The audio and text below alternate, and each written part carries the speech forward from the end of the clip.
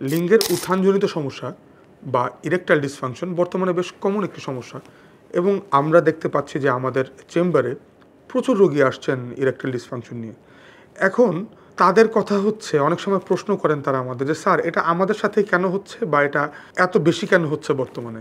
প্রথম কথা, বর্তমানে আমাদের রোগীদের মধ্যে যে পরিমাণ সচেতনতা দেখা যায়, অতীতে সচেতনতা আসলে এই পর্যায়ে ছিল না।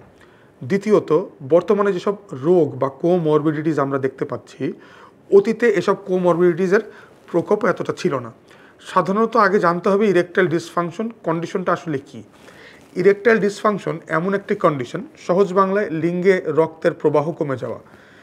এটিকে আমরা গ্রসলি বলতে পারি যে একটি ইরেকটাইল ডিসফাংশনের সমস্যা।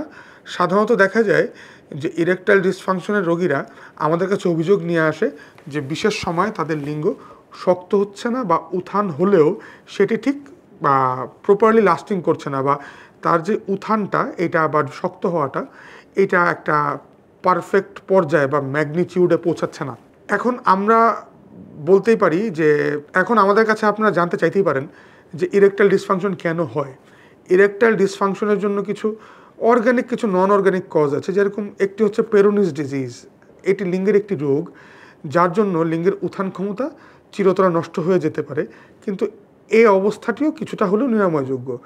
দ্বিতীয়ত আমি বলবো যে বর্তমানে ডায়াবেটিস, হাই প্রেশার বা হাইপারটেনশন, এছাড়া সেডেন্টারি লাইফস্টাইল মানে শারীরিক পরিশ্রম কম এবং বসে বসে কাজ করা বেশি, এই জাতীয় লাইফস্টাইলের জন্য বর্তমানে দেখা যাচ্ছে যে আমাদের রোগীদের মধ্যে ইরেকটাইল ডিসফাংশনের হার আশঙ্কাজনকভাবে বেড়ে যাচ্ছে। এখন এই সমস্যা থেকে সহজে মুক্তি পাওয়ার উপায় কী? এর সমস্যা থেকে সহজে মুক্তি পাওয়ার প্রথম কথা হচ্ছে একটি হেলদি লাইফস্টাইল মেনটেন করা। আপনি যদি আপনার প্রতিদিনের চলাফেরায় কিছু পরিমাণ হাঁটা, কিছু পরিমাণ দৌড়ানো বা ভারী কোনো ব্যায়াম, হাই ইন্টেন্সিটি ট্রেনিং ব্যায়াম যেগুলো আছে, কার্ডিও ব্যায়াম আমরা যেগুলোকে বলি, এগুলো করতে পারেন। দ্বিতীয়ত, প্রতিদিন আপনার ডায়েটে কিছু হেলদি খাবার রাখা, যেমন কিছু সবজি হতে পারে, সেটা হতে পারে ভালো কোলেস্টেরল যেমন হাফ বয়েল হাঁসের ডিম, বা হতে পারে মধু বা বাদাম সমৃদ্ধ খাবার, ওমেগা 3 ফ্যাট সমৃদ্ধ মাছের তেল। এরপরে আসে হচ্ছে হলো গিয়ে আপনার ডায়াবেটিক্স বা হাইপারটেনশন অলরেডি আছে। এই ক্ষেত্রে আপনার যদি ইরেকটাইল ডিসফাংশন হয়েও থাকে, এটি কোনোভাবে ঠিক করা সম্ভব কিনা, বা ডায়াবেটিক্স রোগী, হাইপারটেনশনের রোগী যাদের ইরেকটাইল ডিসফাংশন হয়নি, তারা কিভাবে এর করাল গ্রাস থেকে বেঁচে থাকবেন। ডায়াবেটিক্স এবং হাইপারটেনশনের রোগীদের প্রতি আমার আহ্বান থাকবে যে আপনারা আপনাদের ডায়াবেটিক্স এবং প্রেশারের সমস্যা অ্যাগ্রেসিভলি কন্ট্রোল করুন।